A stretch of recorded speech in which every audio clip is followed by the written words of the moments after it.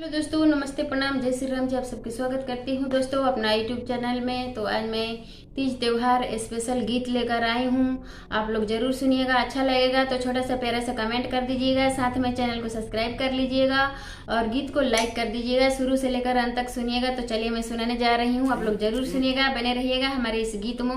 तो मैं सुनाऊंगी, आप लोग को जरूर सुनिएगा, फुल वॉच करिएगा हमारे इस तीज त्योहार स्पेशल गीत को। तो बोलिए बोलिए शंकर भगवान गौरा मैया की जय। हथवाई के लिहली गौरा फूल के डलिया वाहे, हथवाई के लिहली गौरा फूल के डलिया वाहे। चली भैलिया हो गौरा शिव मन दिलिया है, चली भैलिया हो गौरा शिव मन दिलिया है। पूजिया वजिया गौरा मंदिर से निकलली है, पूजिया वजिया गौरा मंदिर से निकलली है। धैली हनी शिव बाबा सिर के अचरवा है, धैली हनी शिव बाबा सिर के अचरवा है।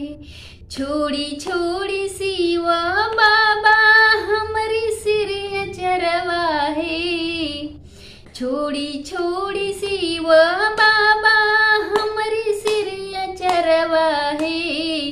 रुवत बलकव छोड़ के आईनी पूजनवा है, रुवत बलकव छोड़ के आईनी पूजनवा है।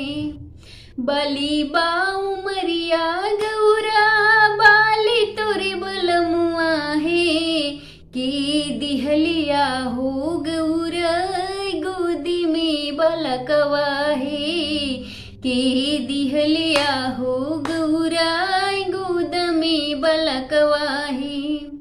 बली बाऊ मरिया शिवजी बाली मोरे बलमुआ है, ईश्वर दिहनिया है शिवजी गोद में बलकवा है, ईश्वर दिहनिया है शिवजी गोद में बलकवा है, ईश्वर दिहनिया है शिवजी गोद में बलकवा है।